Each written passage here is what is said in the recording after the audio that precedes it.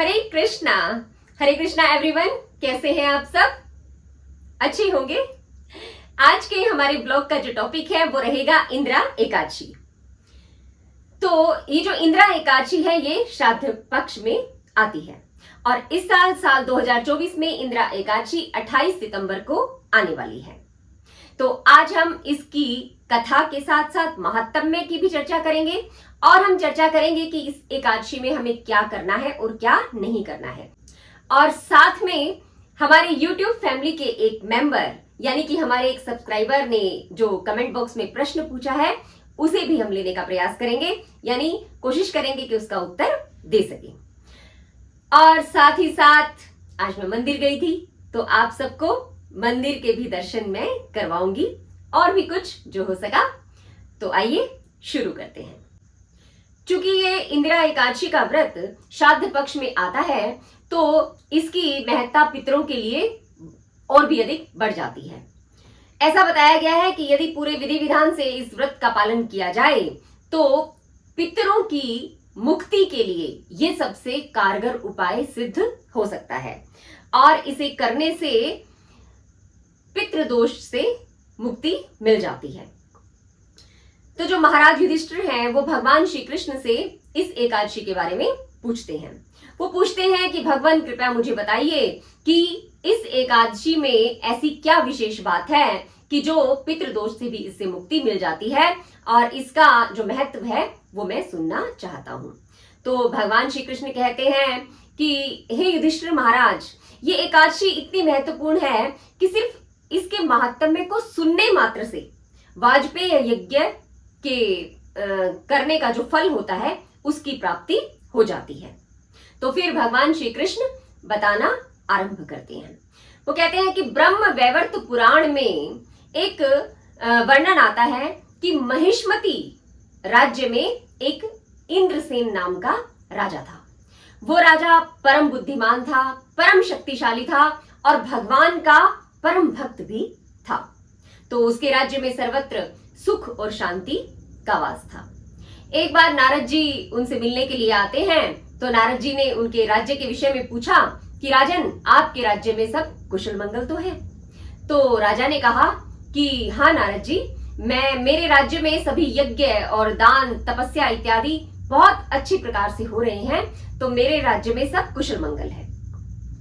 इसके बाद नारद जी ने बताया कि राजन, मैं कुछ आपको एक संदेश देना चाहता हूं, बताना चाहता हूं आपके पिता के बारे में। तो राजा ने पूछा कि हाँ ठीक है, बताइए। अब नारद जी जो हैं वो तो मुक्त अंतरिक्ष यात्री हैं, वो कहीं भी जा सकते हैं। उनका जो ये शरीर है वो भौतिक शरीर नहीं है कि जो बंधनों से बंधा हुआ है। नारद जी आध्यात्मिक शरीरधारी हैं, तो वो कहीं भी जा सकते हैं। तो नारद जी ने कहा कि मैं एक बार यमलोक में गया और यमलोक में मैंने आपके पिता को वहां देखा कि जो यातना भोग रहे थे और आपके पिता ने आपके लिए एक संदेश भेजा है कि मेरे पुत्र को जाकर कहना कि मैं यमपुरी में अनेक यातनाओं को भोग रहा हूं। क्योंकि मैंने पूर्व जन्मों में अनजाने में ही अनेक पाप किए जिनके फलस्वरूप मुझे अब यातना भोगनी पड़ रही है। तो आप मेरे पुत्र को कहिए कि वो मुझे इन पापों से मुक्ति दिलाने का उपाय करें। तो अब जो राजा इंद्रसेन थे उन्होंने नारद जी से पूछा कि अब इसका उपाय क्या है। तो नारद जी ने बताया कि ये जो श्राद्ध पक्ष में आने वाली इंदिरा एकादशी है, इसका पालन यदि आप पूरे नियम के साथ और श्रद्धा के साथ करेंगे और इसका फल अपने पितरों को अर्पित करेंगे तो आपके जो पितर हैं या आपके जो पिता हैं वो जो भी उनको यातना मिल रही है उस कष्ट से वो मुक्ति पाएंगे और उन्हें स्वर्ग की प्राप्ति हो जाएगी। अब राजा ने नारद जी के कहे अनुसार व्रत का पालन करने का निश्चय किया। उन्होंने नारद जी से पूछा कि कृपया मुझे बताइए कि व्रत किस प्रकार किया जाता है। अब नारद जी ने उन्हें बताना शुरू किया कि जो व्रत है वो दशमी तिथि से ही शुरू हो जाता है। दशमी तिथि को भोजन करने के उपरांत और बाद में संध्या के समय स्नान आदि से निवृत्त होकर और फिर इस व्रत को पालन करने का एक निश्चय किया जाता है। यानी कि फिर संध्या के समय से ही भोजन नहीं किया जाता, निराहार रहा जाता है। और फिर दूसरे दिन फिर दोबारा से स्नान आदि से सुबह निवृत्त होकर भगवान की पूजा की जाती है। शालिग्राम भगवान की विशेष पूजा की जाती है और उसके बाद ब्राह्मणों को बुलाया जाता है और ब्राह्मणों को फल आदि का प्रसाद दिया जाता है भगवान को भोग लगाकर। उस दिन अन्न का प्रसाद नहीं देना है, तो फल आदि का प्रसाद दिया जाता है, ब्राह्मणों को दक्षिणा दी जाती है, भजन कीर्तन इत्यादि किया जाता है और व्रत रखा जाता है। उसके बाद फिर द्वादशी को फिर ब्राह्मणों को बुलाकर, जो सुयोग्य ब्राह्मण हैं उनको बुलाकर और उन्हें भोजन करवाया जाता है, यानी कि अन्न जो है उसका भोग बनाकर भगवान को भोग लगाया जाता है और फिर वो प्रसाद ब्राह्मणों में वितरित किया जाता है और उसके बाद उन्हें दक्षिणा दी जाती है। इस प्रकार जो ये व्रत है वो संपन्न होता है। और राजा ने फिर नारद जी से ये उपाय जानकर अपने परिवार के साथ इस व्रत का विधि पूर्वक पालन किया और ये फल उन्हें प्राप्त हुआ कि उनके जो पितर थे, उनके जो पिता थे, उन्हें यातना से मुक्ति मिली और वो स्वर्ग के अधिकारी बन गए। तो इस प्रकार का ये जो व्रत है इंदिरा एकादशी का, ये उत्तम फल देने वाला है। वैसे तो एकादशी का व्रत जो भी है वैष्णवों के लिए तो एक उत्सव के समान होता है, क्योंकि एकादशी भगवान श्री कृष्ण को बहुत प्रिय है और ये भगवान के प्रेम की प्राप्ति करवाने वाली होती है। तो ये थी इसकी कथा। अब हम कुछ ये चर्चा करेंगे कि इस एकादशी में क्या खाना है और क्या नहीं खाना, या क्या करना है और क्या नहीं करना। बहुत सारे लोगों का ये प्रश्न होता है कि हम एकादशी में क्या खाएं क्या ना खाएं। देखिए, वैसे तो सभी जानते हैं कि एकादशी का जो व्रत है उसमें फलाहार किया जाता है। इस व्रत को नवरात्र की तरह से ही रखा जाता है। स्नान आदि का नियम तो हम बता ही चुके हैं कि किस प्रकार से करना है, लेकिन खाने की जो बात है तो क्या इसमें नहीं खाना है, तो वो एक लंबी लिस्ट हो जाएगी। तो हम इतनी सी चर्चा करेंगे कि ऐसी चीजें जो हम इसमें खा सकते हैं, जिनके ऊपर कोई विवाद नहीं है, जो निर्विवाद रूप से खाई जा सकती हैं, कि कोई ये नहीं कहेगा कि आपने ये क्यों खाया, तो उन चीजों की हम चर्चा करेंगे। देखिए, एकादशी का व्रत है, उस दिन हमें अपनी सारी इंद्रियों को भगवान की सेवा में लगाना होता है। तो हमें भजन पर ज्यादा ध्यान देना है, भोजन पर नहीं। तो इसलिए हमारा जो भोजन है वो बस इतना ही होना चाहिए कि हमारे शरीर की आवश्यकता को पूरा करने वाला हो। निराहार रहकर कर सकें वो बहुत अच्छा है, लेकिन नहीं रहा जाता तो फिर हम जो शाक सब्जियां फल इत्यादि हैं उन पर हम कर सकते हैं। तो सबसे पहले हम चर्चा करेंगे कि हम सब्जियों में क्या ले सकते हैं। तो सब्जियों में सबसे पहले आलू ले सकते हैं, पेठा कद्दू ले सकते हैं, यानी खीरा ले सकते हैं। तो इस प्रकार ये सब्जियां निर्विवाद रूप से ली जा सकती हैं। मसालों में क्या क्या ले सकते हैं? सेंधा नमक ले सकते हैं, काली मिर्च ले सकते हैं, कच्ची हल्दी ले सकते हैं और जिंजर यानी कि अदरक ले सकते हैं। कच्ची हल्दी यानी जो मार्केट से हम हल्दी लेकर आते हैं तो उसे पीसकर यूज कर सकते हैं। बाजार की हल्दी हमें नहीं लेनी है क्योंकि उसमें मिलावट हो सकती है। तो ये मसाले निर्विवाद रूप से हम यूज कर सकते हैं। फ्रूट या ड्राई फ्रूट वो सभी तरह के ले सकते हैं। चीनी, गुड़, खांड, चीनी सभी तरह के ले सकते हैं, व्हाइट शुगर ले सकते हैं, ब्राउन शुगर ले सकते हैं, लेकिन कोशिश यही करनी चाहिए कि हम व्हाइट शुगर का प्रयोग ना करें, वो तो वैसे भी कम करनी चाहिए। तो गुड़ या खांड, देसी खांड का प्रयोग कर सकते हैं। मिल्क प्रोडक्ट ले सकते हैं, दूध, दही, पनीर, चीज ये सब ले सकते हैं, लेकिन पनीर और चीज इत्यादि ये सब घर का ही बना होना चाहिए क्योंकि बाजार में मिलावट हो सकती है। तो तेल कौन सा लिया जा सकता है? जो भी तेल नट से बने हैं तो वो तेल हम ले सकते हैं, जैसे कोकोनट ऑयल है, जैसे मूंगफली का तेल है, ऑलिव ऑयल है, तो इस तरह के तेल लिए जा सकते हैं। आटा कैसा लिया जा सकता है? कुट्टू का आटा, सिंघाड़े का आटा, राजगिरे का आटा, ये सब फलाहार में आता है। तो इस प्रकार के आटे लिए जा सकते हैं। आटे की शुद्धता का हमें ध्यान रखना होता है कि आटा हम ऐसी जगह से लें जहां पे मिलावट की कोई आशंका नहीं हो। एक जो चीज है साबूदाना, भक्त लोग बहुत पूछते हैं क्या साबूदाना ले सकते हैं। तो ये देखिए कि आपको पहले ये सुनिश्चित करना होगा कि आपका जो साबूदाना है वो प्योर है, उसको बनाते समय कोई मिलावट नहीं है।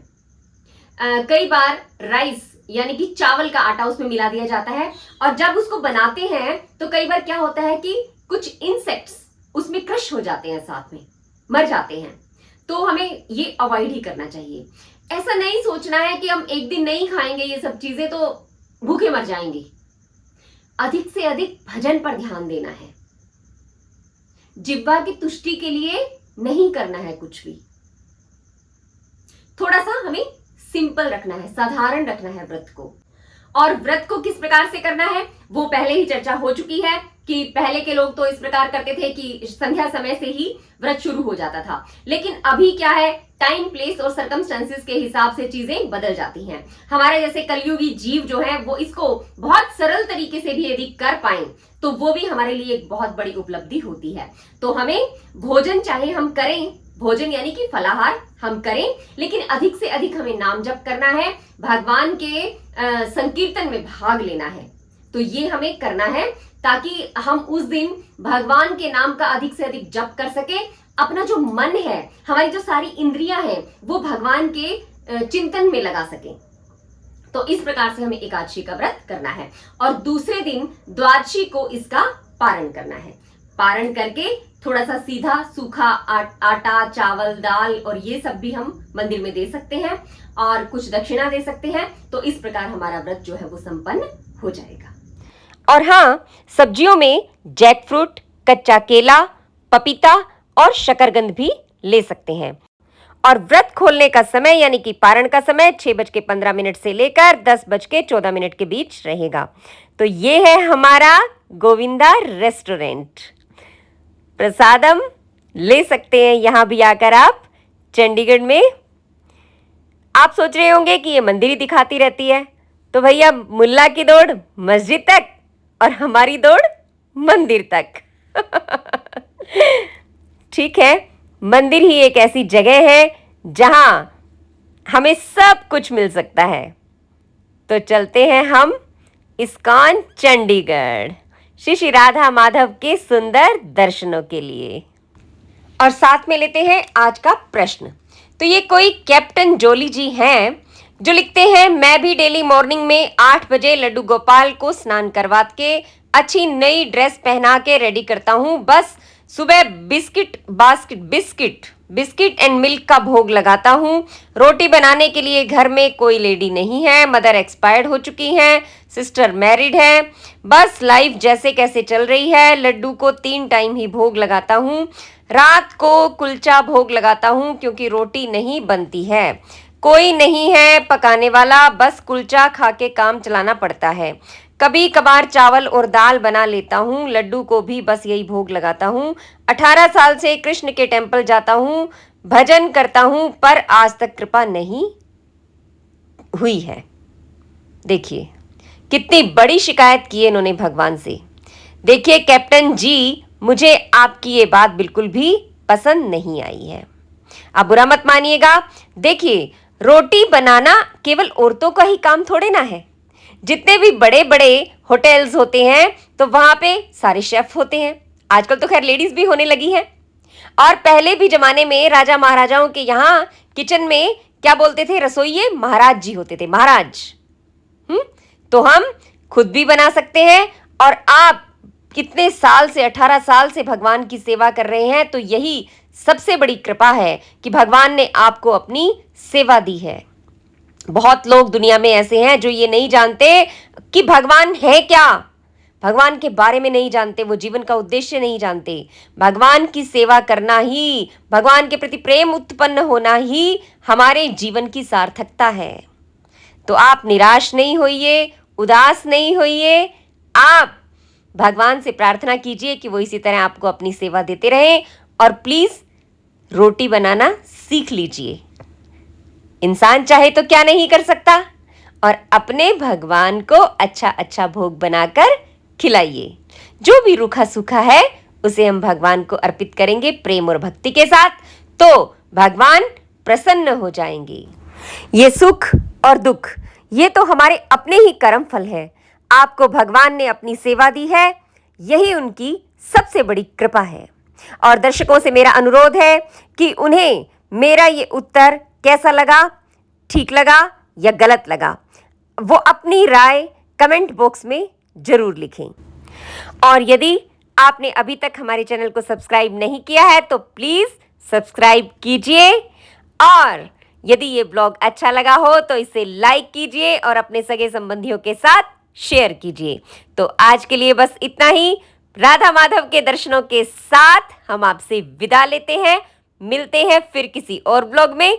तब तक के लिए हरे कृष्णा।